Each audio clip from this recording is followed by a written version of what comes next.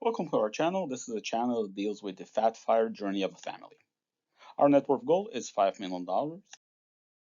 Markets have rebounded this month. From the beginning of the years, we've lost about 44K thousand this month. So tracking well, above 3 million still, even considering the losses. So good, but not great. This is our net worth breakdown. Taxable accounts are a little less than 1.5 million. The house is continuing to depreciate, now at the 900,000 mark. It lost about 15K this month. Again, we're taking the lowest of all public websites, Redfin, Zillow, etc. And so this is like a worst case, but it is still uh, real estate is suffering. And retirement accounts still above a million. This is to do with front loading our 401k retirement plans. So that's why the market effect is not seen in that, which brings our total to just a smidget over $3 million. This is the expense breakdown. I get a little further in the video about the exact numbers, but the highest one is travel. This is paying over some holiday trips that are now coming into play, plus prepaying for some travel we're planning upcoming. And I'll update you on that trip. It is a very, very expensive trip to one of the Disney properties. That's why it's going to be spread out over a couple of months using different rewards, credit cards, etc. And health is coming up. Again, the new year. Let's go into some more specific numbers. So health, like I mentioned, it's pretty big. It is the beginning of the year, so the deductible needs to be met. We structure our treatments in a way to hit the out-of-pocket maximum as soon as possible. Obviously, to enjoy the perks of insurance, it is very expensive, but hopefully it will decline as the months go by. And childcare, well, you can't have a month without childcare being in the top three. This has been an interesting month. For example, when we see the 400 there, that is buying furniture for the house. That's not something we've done in years. Just one of our chairs finally broke, so after 8 years we had to buy a new one. And it comes to an interesting. It's about like $100 a year in like cost of the chair because the original one cost about $1,000 and it lasted about 8 9 years, and this one costs only 400 and hopefully it'll last longer. So basically $100 a year for a piece of furniture. That's well to do in our merchant bucket for these sorts of situations. And the rest, well, we have food. That's inflation. Everything's super expensive. It's not coming down. We've just changed our uh, budget towards stuff we buy, less waste, etc. We buy meat when it's on sale and pack our freezer. And restaurants pretty expensive. I don't know why. I need to dig into that to figure out if we've been eating more or is the cost of restaurants up or well, probably both. And shopping and entertainment. This is expenses from our trip over the holidays, as well as some one-time expenses that we need to occur. It's pretty high. I don't like the amount we're spending on shopping, but yeah, I need to dig into why we're spending so much, what category exactly. And the rest are pretty standard. Insurance is kind of bugging me. It's so high and so constant. Probably need to renegotiate some rates there. Which brings our total expense this month to a little less than 12K, which is pretty standard for us. Um, yeah. So where we want to be when we retire. Once we have $5 million US, we plan to take from that amount based on the 4% guideline, a yearly income of $200,000. That is pre-tax. Our tax calculations and approaches we will speak on in a later video. So a little bit about us. We are two working parents. Our main source of income is a W-2 salary for both me and my partner. In addition to that, we have three children, ranging in age from 4 to 8, and we live in a high cost of living area. That will explain some of our expenses in a later portion of the video. So part of our post-fire budget is I include a 30K stipend for travel, and we started budgeting our vacations to see if that number is good for us or do we need to adjust it according to our vacation style. So we have a couple types of vacation styles we like. There's a high budget vacation and a low budget vacation. And let's look at an example from this past summer. We took in the last 2 weeks of 2022. That included Arizona. So flights down there for the five of us were $1,200. Food, while this is groceries, shopping while we're on the trip. So things that are like microwave sort of meals or something you can quickly prepare some hot water. Restaurants were high because we ate out and we planned for it. It's a trip you want to try different foods and staples. Stays is higher than we expected for a 2 week duration, so this is about 150 per night. But this is to do with the room size we have to for our party size of 5 people. It requires the more expensive, bigger rooms and things of that nature. Entertainment, we did some attractions, some high cost attractions that are quite unique to the areas we traveled. So that's why this is a bit high, but we budget for it, so it's okay. And shopping, things we bought during the trip, knickknacks, souvenirs, things of that nature. Um, Nothing too extravagant, just a lot of small things that end up in transportation. Transportation. This was a rental car, so this includes the rental cost as well as the fuel cost.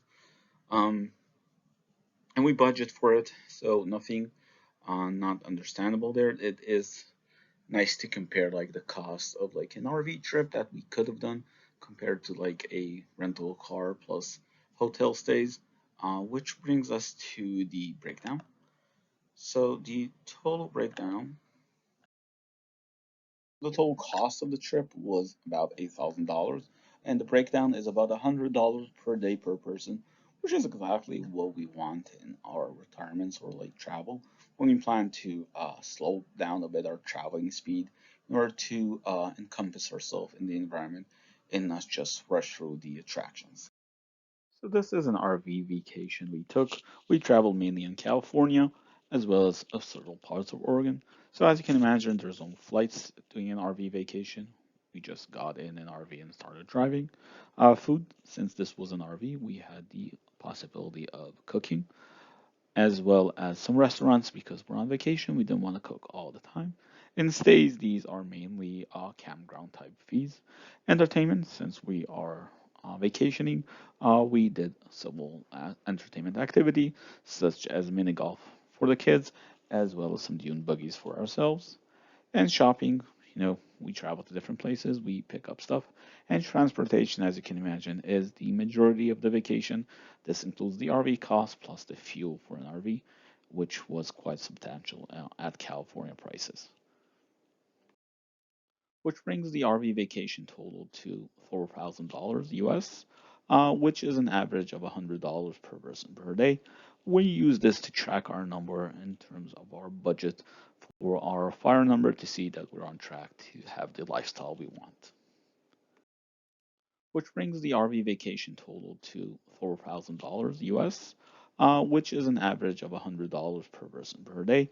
We use this to track our number in terms of our budget for our fire number to see that we're on track to have the lifestyle we want. Another vacation we took was for New York City. This was without the kids. So flights. The flights were very cheap. We're thinking probably COVID related. It really cost us $300 to get to New York, which is usually more towards the $1,000 range. Food, again, some snacks for the road and things of that nature, something we can quickly do. Restaurants, this is New York, so we don't have a kitchen. We had to eat out for most of our meals. Hotels, that's including stays, $300 per night seems reasonable for us. Sorry, $200 per night. Entertainment, this is New York. Everything costs more, and entertainment really stands out. Shopping, a lot of shopping to do there. And transportation, these are mainly Uber and Lyft type transportation and rideshare from the airport to the health hotel and vice versa, which brings the total for the New York vacation to $2,000 plus, which is $375 per day per person. Quite expensive, but this we use this number towards our fire budget to make sure we are aligned and the lifestyle we want to achieve post retirement. So this is the Hawaii vacation breakdown. Flights being both flights from the mainland to the island, plus some inter-island flights. Food is supermarket type grocery shopping. Restaurant is a bit high, but it's expected. It's a vacation. Stays in this case, it's hotels and Airbnb combined, depending on where we were. Entertainment are excursion type activities. Most of the time we spent free doing free activities, beach, hikes, things of that nature. And transportation, in this case, applies to the rental cars. As you know, rental cars have taken a hike in terms of pricing. Yeah. So the total Hawaii vacation cost is $6,000 plus. This was about 11 days, which comes down to $120 per day per person, which is in line with the RV vacation, which is quite a surprise. Um, So this is the cost breakdown of a California vacation we took. Flights are flights from our location into California, specifically the Los Angeles area. Food is grocery type shopping. We didn't take an Airbnb, we were in the hotels. So food is just what we can eat, sandwiches and things of that nature. Restaurant, yeah, it's a bit high, it's a vacation. We ate out quite a lot. Stays are hotels. Los Angeles is super expensive. So this is about $200 a night average. Some were cheaper, some were more expensive. Entertainment, well, we're in vacation. We went to a few shows, things of that nature. Not too bad price-wise compared to the hotel stays, but we didn't go to, top performers or anything like that. Um, and transportation is cars and fuels, which is a huge component now. I think in California was about $5.50 per gallon, quite expensive. Which brings the total of that vacation, the California one, to $2,600, which comes to about $180 per day per person. It's a little high when we expect to retire. We expect to pay about this for a family. I think the cost here is due to the hotels. $200 a night is quite expensive. Plus the fuel is quite expensive, but it is a good point when we look forward and to vacations in high cost of living areas, we should adjust accordingly. Our vacation budget has enough leeway for that. So, recipe of the month. You're asking yourself, why does this show up in a fire-related blog? Well, we plan on traveling, and we like to cook our own food. It saves us costs on the restaurant type expenses, as well as we're planning to travel in various areas of the world. Uh, some of the foods we might like, some of the foods we might not. It's better, especially with kids, to have like a home base of meals that you can make anywhere in the world because there are the ingredients. So we've tried pineapple fried rice, bit of sweetness along with the protein. The kids seem to like it. Some of them take the pineapple chunks out, some of them eat them, but they get that sweet flavor as well as the protein from the eggs. Our debt this month, we are still tracking for zero debt, and we plan to continue this approach. It has taken us long, long years to get to this approach and this number. I haven't started this blog once we were in debt, but it took us about 4 years to get out of debt.